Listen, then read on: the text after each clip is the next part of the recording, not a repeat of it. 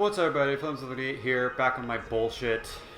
Starting the session today shirtless. It's been one day. Usually I give myself a couple days between recordings. Today, I don't have anything else going on tonight. So it's this. It's just this now, because I really want to. It's motivated not because this is fun. I will just flat out admit that now. This is not fun anymore. But I'm committed to doing it. So I can't just give up. That's just not going to happen.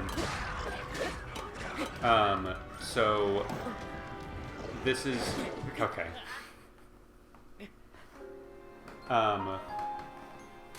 Me pummeling through this and throwing myself at the wall over and over is motivated by A, my desire to let's play other games that I don't want to get to until after I'm done with this, and B, let it not be underwritten. I'm excited to play this game normally. Legitimately, I'm really excited to get to start a new file and just play through the game like I'm supposed to. Because it seems like a really fun game if you were to play it normally. But I can't do that until I do this. I have decided. It's been less than 24 hours, but I guess my prayers, question mark, were answered in one regard, which is that we do now all of a sudden have a date for the Attack on Titan finale, which, if I wanted any of my prayers to be answered, it would probably be me beating this, but I'll take something over nothing. Don't you dare. Okay, I got hit with a rock. And that's bullshit, but big boy's gone. Okay.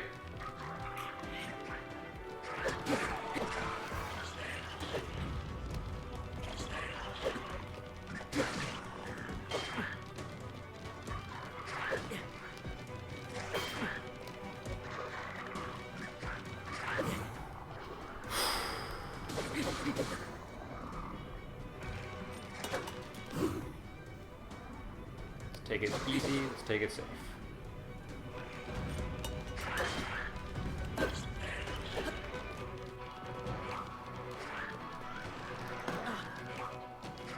Please stop charging. It's not fun for anyone. I truly don't understand what determines when the shield happens and when it doesn't.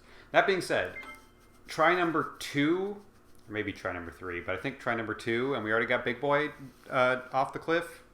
Good sign. I have a feeling good things are going to happen today. I'm not going to win. I'm never going to win. I'm never going to win. But good things. Good things will happen.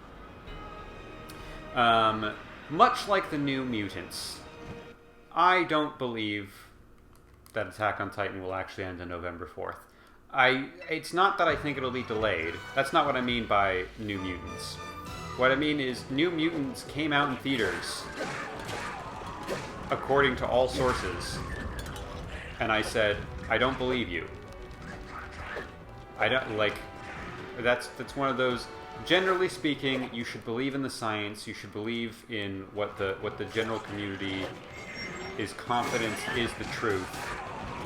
This is one of those rare instances, which also occurred with New Mutants, of I don't care what the public says, I don't care what the scientific community says, I don't believe you when you say that movie came out or that series ended. I don't believe you. I've been burned too many times.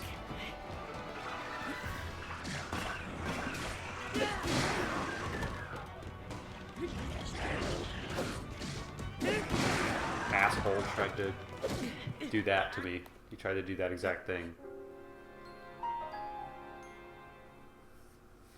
I know I've said this before. I really need to not discount the spin attack on the standard swords. That has good knockback as well. It's solely a matter of radius is not as good, and I don't get any hit stun until the attack is complete, whereas the whirligig I do with the big boy swords will hit stun everybody in the radius, and they will essentially... Someone can jump from out of frame and screw me over. That's happened many a time. But, on average... Man, I really need to...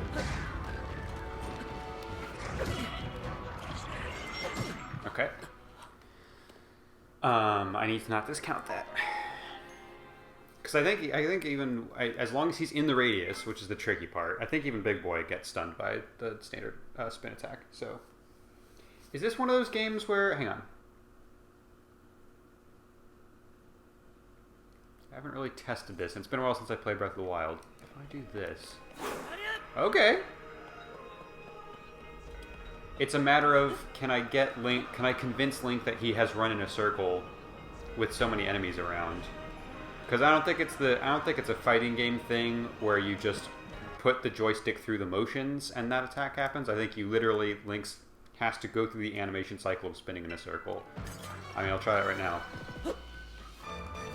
Oh, okay, maybe not. Maybe it is fighting game rules.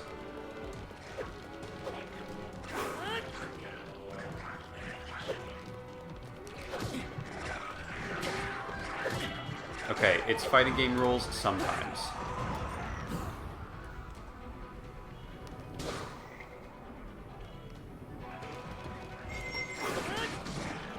Okay, Big Boy did not like that. Big Boy was actually fine with that. Big Boy just took it like a man. Good for him. Okay, Big Sword versus Big Boy is the best policy. Good to know. I'm at a perfect angle to see there's a table in this room. And normally when you're walking around, especially during the daytime, you wouldn't notice this, but I'm at that perfect angle and the lighting is just right for me to notice. The table is very dusty right now. And I noticed that yesterday, and I said I should get on that, and I didn't do that. I, once again, didn't do much productive today. Didn't apply for any jobs.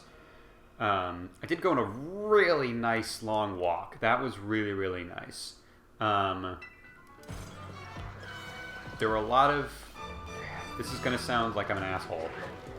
There were a lot of kids running around, and they were annoying. But when I say that, what I mean is, it was like a track and field team. But it was like... had to have been middle school at the oldest. My gut would tell me elementary school if it weren't for the fact that they were doing something competitive, and you don't really get into like true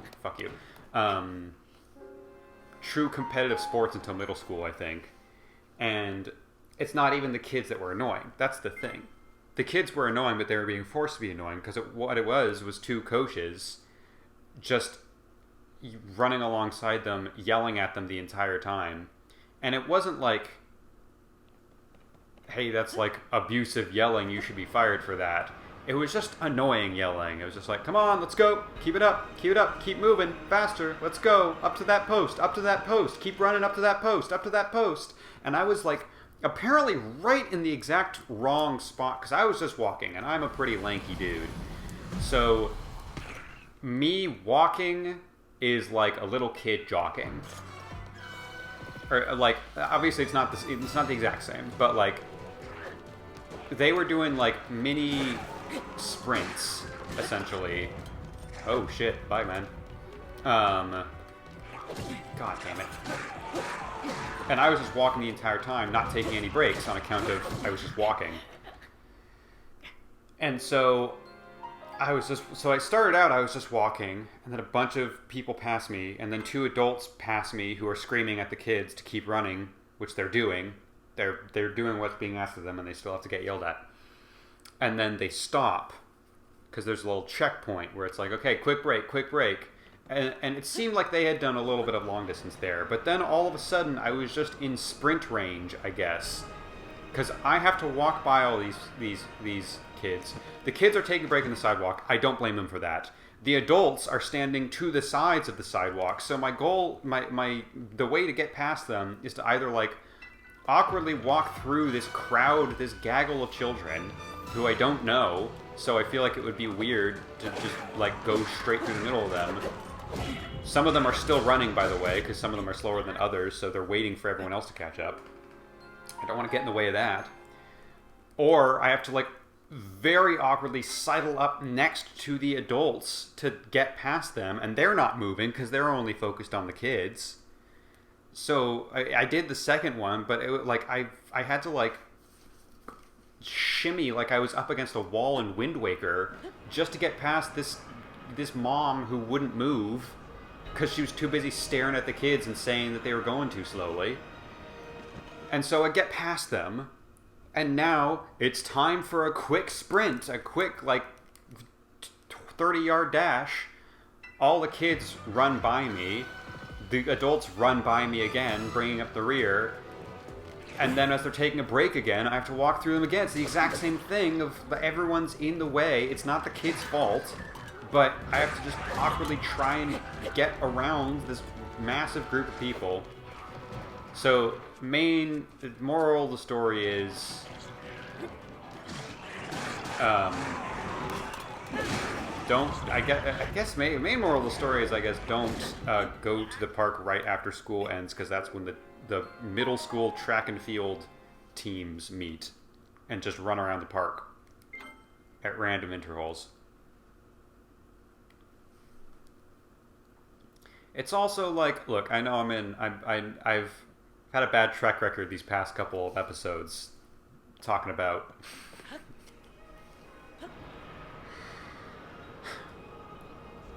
I don't know how to interact with kids with large groups of kids in public, because if I smile at them or say hi to them, I look like a weirdo because I'm a lone adult man just walking alone in a park interacting with kids.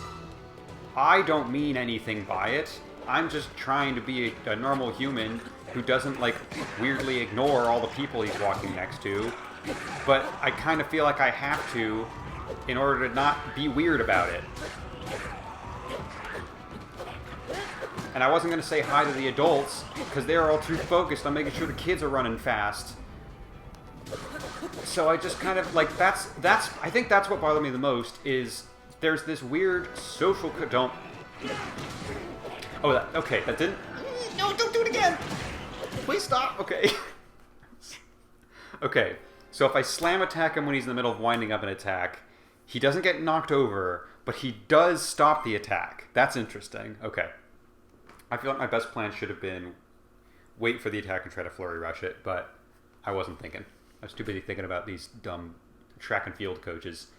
Because there's the social contract. When I'm walking around the park and I walk by someone or past someone, I usually give them a nod and a smile. That awkward smile of, like, hey, I acknowledge that you exist and I'm friendly. I'm not hostile towards you. And for aforementioned reasons, I don't know what to do when there's kids and their parents are not around. So if it's a bunch of kids and then two, like, coaches, and the coaches don't care about my existence as a human, what am I supposed to look at anybody? Am I supposed to say hi to anybody? What is the social contract in that specific situation?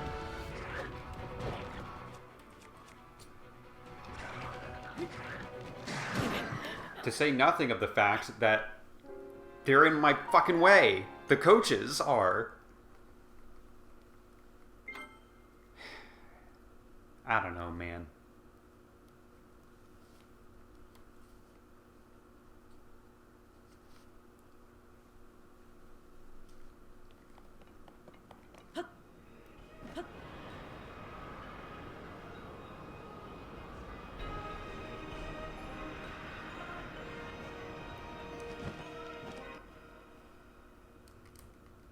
I have another thing I've been thinking about today that I promise is completely unrelated, but it's a really bad transition to go directly into it, so I'm going to give it a couple minutes before I jump to that. Otherwise, it's going to be real weird that this is the next thing I want to talk about after that. So instead, I'll just die a couple times, and then we'll see how it goes.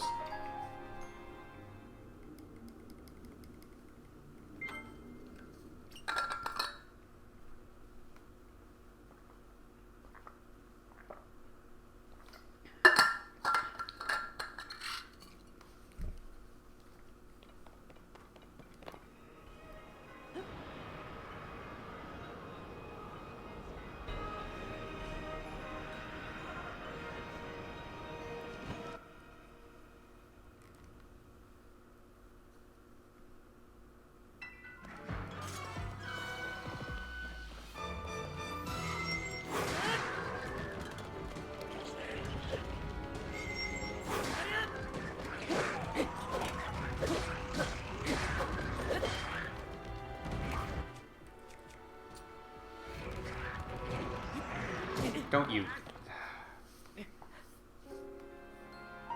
It's like they see me get the weapon out and they're like, ooh, now's a good time for this shit.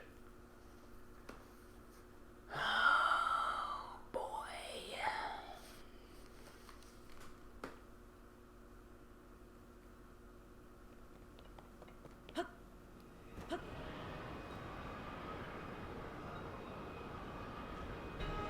Can I please just dive directly into this thing and fight the evil Ganondorf inside? Because I'm assuming that's what this is.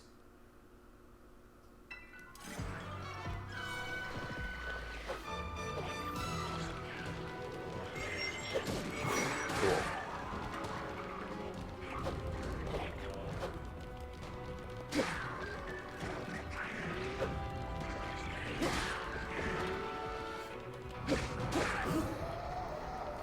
That was a fun noise.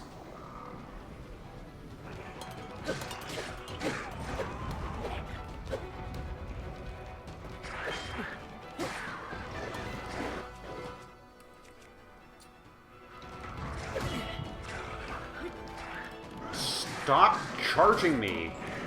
I like that you backed up. That's a positive thing. Ooh, not quite.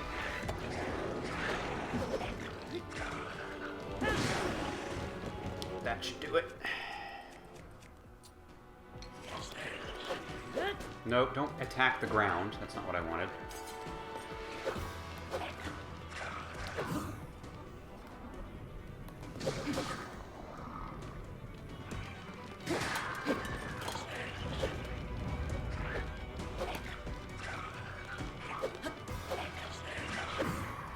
Whew.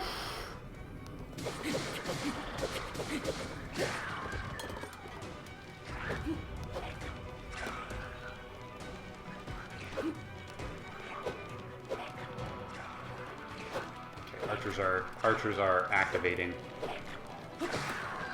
Oh, some of those almost hit me.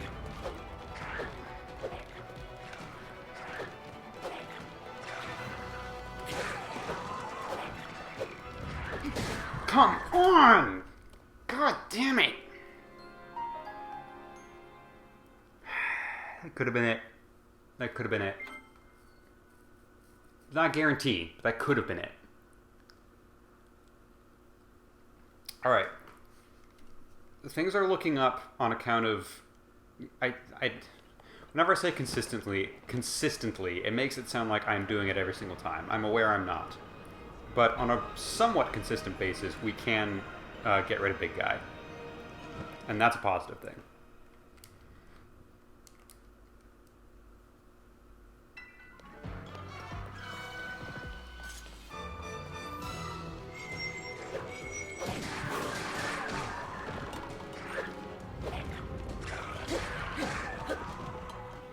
Ooh, that gives me a lot of breathing room if I can take care of that first wave.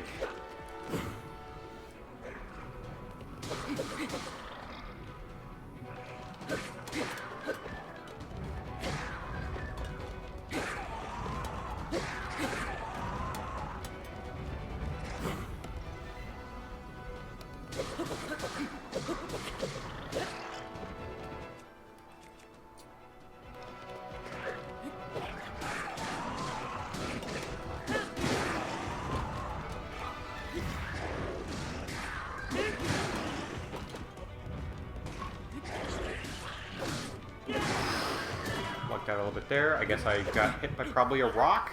Sure.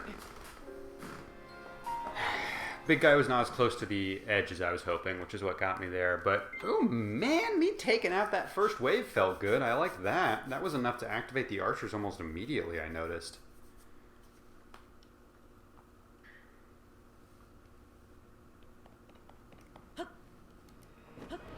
Alright, that's probably good. Good amount of time. I just want to additionally clarify that this train of thought is completely separate. It just happens to be a different thought that I had today. But you know how in Say No to This in Hamilton, there's that point where Hamilton's like, and my God, she looks so helpless, and Mariah goes, helpless. And it's a callback to Eliza's big song because it's a reminder of who's going to be hurt the most by what's happening here. You didn't have to hurt us like that, Lynn. No one was asking for that. That's just emotional pain we didn't need, and you chose this. Ah, tried to jump away. I did see that guy coming, but I was still mid-swing.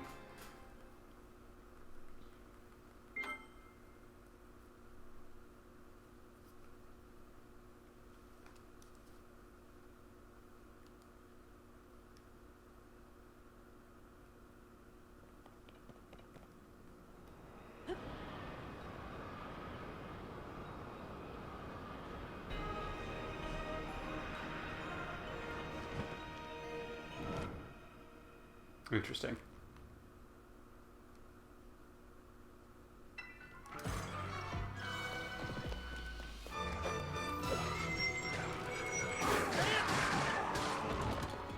That's pretty fun. Please stop charging me. Oh wow, that third swing almost never is actually in any danger of hitting me, but that time it was. That reminds me of a really cool, actually. I'm a big Matt Colville fan. Probably D&D people out there, you should check out Matt Colville's Running the Game channel if you're interested in being a DM or are a DM. He has a lot of really good tips. And he also does some of his own homebrew design stuff. And there's one specific, like, Goblin King creature he had, and basically gives them... I don't know... he's explained this before. He gives a lot of his big boss creatures, I think he just calls them boss actions, which are separate from legendary actions, even though they're pretty much just legendary actions. But he has his own thing that he calls boss actions. I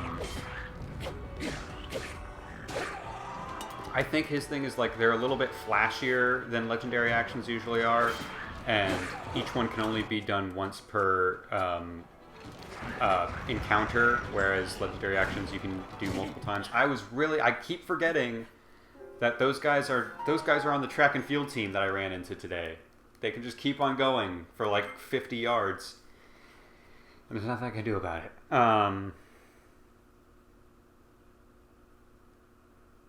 Right, yes, Matt Colville. Boss actions, Goblin King. Really cool one I liked of any goblin, it's just a command. The action is basically just a command to all other goblins in the area, all of the ads, as the gamers would say. I think they can either move 15 feet to get closer to a target, or if they are already within 5 feet of a target, they can immediately take an attack, except the attack's at disadvantage. And I don't know, that was just like a really, I like giving my players a challenge. So whenever I'm designing like a new thing, a new homebrew thing for the players to go up against, I'm always like, this should make it harder. This feature I am adding should make things more challenging for the players, and that doesn't seem that controversial. But for that specific move, for that boss action, he was like, this move is mostly about repositioning. This is not meant to slaughter the players. And so he was like, to counteract the fact that it's not meant to be this super threatening thing, it's mostly meant to be repositioning, the attacks are at disadvantage. And I don't know, I've never thought to come up with a new ability for a creature, and the ability itself is slightly handicapped. But when you're thinking about, like, what's the point of this move? I'm not trying to immediately fuck over a player and completely ruin their day. I'm just trying to show, like, ooh, this creature's got a little bit more going on to them than you originally thought. And make things marginally worse for the player, but the ability still has something to it if, say, all the goblins... God damn it. If, say, all the goblins are already right next to a player, they don't need to reposition at all. There's something they can do. They're just probably... It's probably not going to cause damage. It's just something to make the player sweat a little bit. Yeah, I don't know. Or I don't think this is a Matt Colville thing only, but I think there's some creatures that have a multi-attack. but the second attack is at disadvantage. And just this idea of they're formidable, and they might be able to do a lot of damage to the players, but in all likelihood, they're probably not going to do as much as they could, because the creature itself is getting disadvantage on certain things. I don't know. That's one of those things of, I wouldn't have thought to do that until I saw someone else do it. And those are always, that's one of my most fun discoveries in designing or creating or writing anything is, oh god, oh god.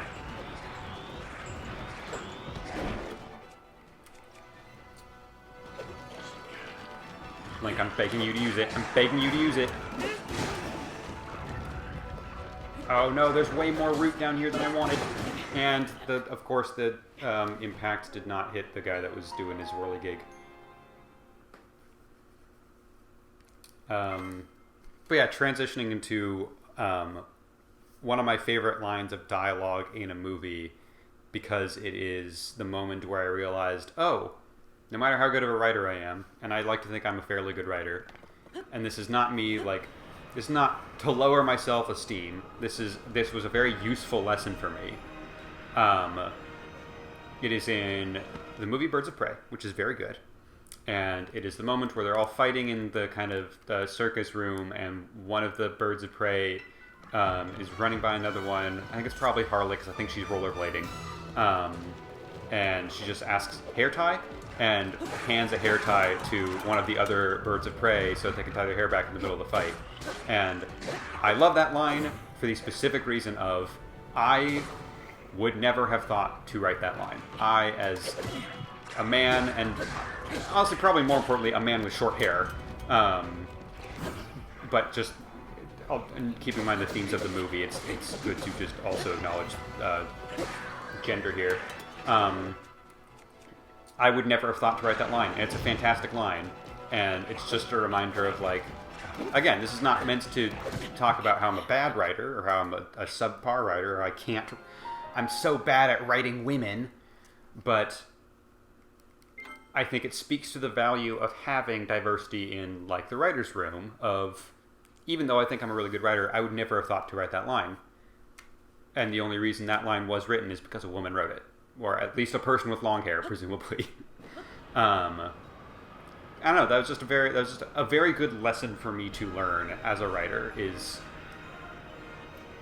in a weird way, it's also encouraging of, like, there is something that everyone different brings to the table, and in a weird way, everyone always talks about, like, as a writer, what's your voice? What is your voice like? I don't know what my voice is. I truly don't. I think I'm a good writer, but I don't know what my voice is.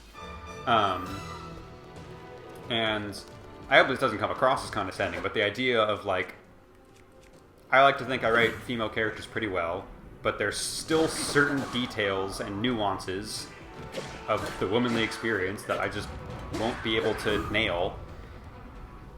It's really nice to know, because there's also the flip side to it of, that means I'm a straight white man. There's probably not a ton that no one else could bring to the table.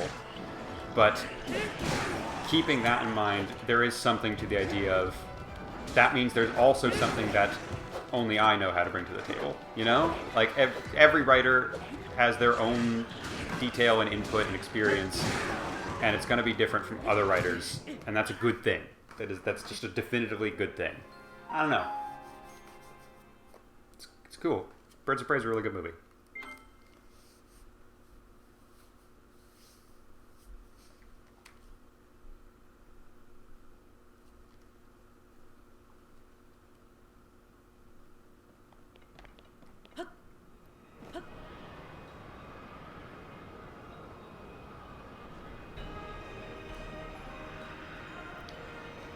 If we're talking about diversity in Hollywood, I don't know why my brain always goes to this, but at one point in the group chat, it was the casting announcements had been made for the new Rings of Power show, which, on a sidetrack, I thought that show was pretty good. It gets a lot of hate, and I know it's not, like, amazing, but considering how how worried I was at the idea of, oh, they're making a Lord of the Rings show. That's probably not going to be good. And I watched it, and I was like, no, that was all right. That was pretty fun.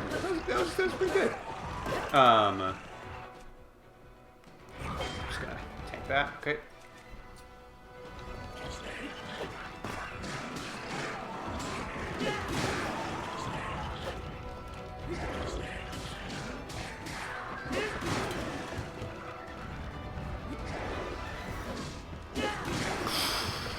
Whirligig almost hit me, and then that guy got me. Okay. Anyways, that's not the point of what I was trying to say. The point was the casting had just gotten announced, and oh no, there's a black actor playing an elf. Which is great. That guy was like one of the best parts of the show. And I obviously had no problems with it, but there was one guy in our group chat who was like, you know, thinking about the fact that Lord of the Rings is based on, you know, English and Irish mythology, I just think that, you know, sometimes certain roles need to go to certain people. And I was like, what? Just because there are elves in it doesn't automatically mean every actor needs to be Irish or British. That racism aside, it's a dumb argument. Most arguments about racism are dumb arguments, but like this one was particularly dumb. It's a fantasy world that was created by Tolkien called Middle Earth. It's not based on like it took inspiration from certain mythologies. It's not based on that. It's not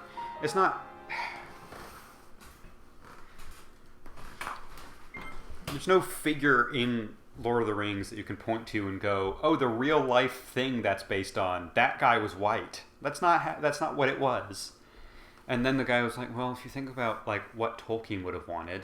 Yeah, first of all, I don't know a ton about Tolkien. I don't know what his feelings were on black people. I don't think he would be screaming and rolling in his grave that one black actor was cast in one Lord of the Rings project. And also, Tolkien was a very good writer, blatantly anti-Semitic with the dwarves. It really seems made some really not great comments. So if the person is just, if we're supposed to be taking into account author's intent when it comes to race, and then everything we know about the author's thoughts on race are he was kind of racist, I don't know if the author intent with regards to race is the most important thing to be paying attention to. It's like if someone adapted a Lovecraft thing and there was like one black person in it and people were like, I don't know if that would have been Lovecraft's intention. It's like, I don't care what Lovecraft's intention was when it comes to should a black person exist or not. I don't think that should be important to this particular adaptation. You could make the argument that you shouldn't be adapting Lovecraft stuff because he was that racist. I would slightly argue against that, but I think it's worth noting that, yeah, he was racist, and we should keep that in mind when it comes to depictions of certain characters or thoughts or philosophies within the work itself. I don't think it's useful to completely ignore that when creating an adaptation. You should keep that in mind and be conscious of the fact that you should not be recreating those thoughts or presenting them as the correct viewpoint. But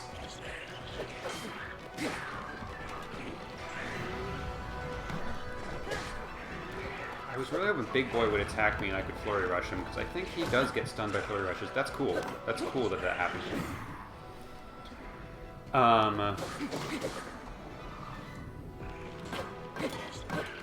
I don't know. If the author is blatantly racist and people are talking about should we diversify the cast of this project, there's a certain point of like, I don't know, I'm thinking of Lovecraft Country and it's like, bye. Sorry, I did. Nope. I did not mean for Link to say bye. Damn it. Damn it. I had him. And then I just jumped off to. I think of Lovecraft Country, and I'm sure there were some people who were like, oh, Lovecraft would have hated it if there was an entire cast of black people in a story that dealt with Lovecraft. To which I reply, good. That's fine. I don't... Fuck him. The racist... Lovecraft was a good writer. The fact that he was racist, that's bad. That's bad that that's true. And I really love that Lovecraft Country is very much steeped in the idea of racism during that time period and the trauma of being... There's aspects of, like, what does it mean to be a writer when you're surrounded in this kind of culture?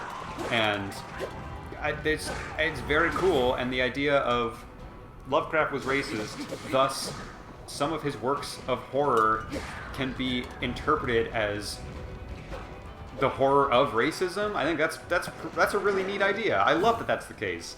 And if Lovecraft is upset about it, fuck him. He was racist. It's kind of the point.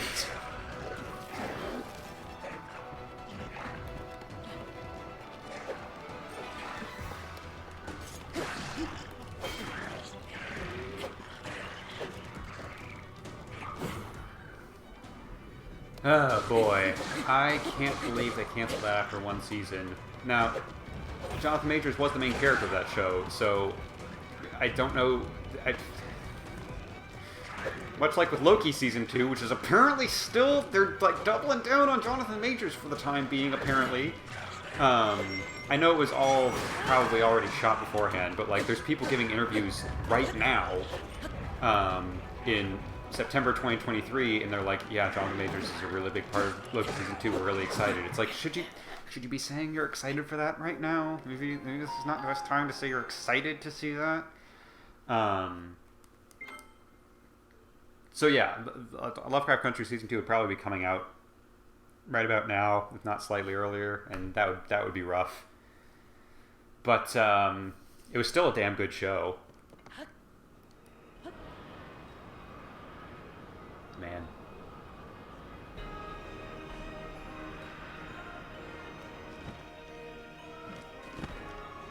Ooh, you can see... I didn't realize you can see through to the ground. It's a translucent little egg. I wonder if that'll give way, and that's where the second wave will be.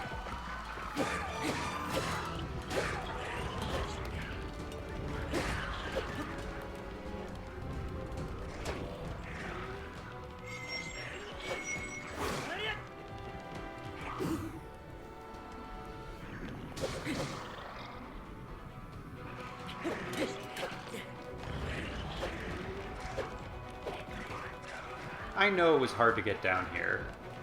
If this is being titled The War in the Depths of Hyrule, you'd think... And look, I know.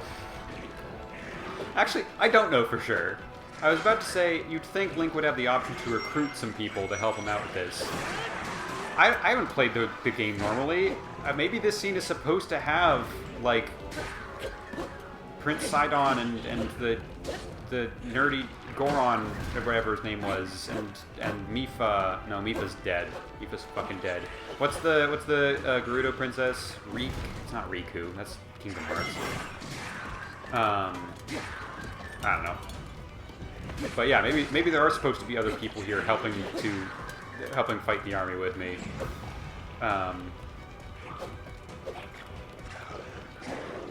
There's not. It's just me.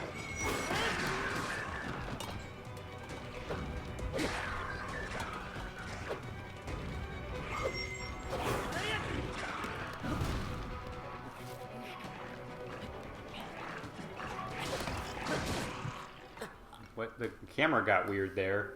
Looked like it was trying to center me on a cutscene or something.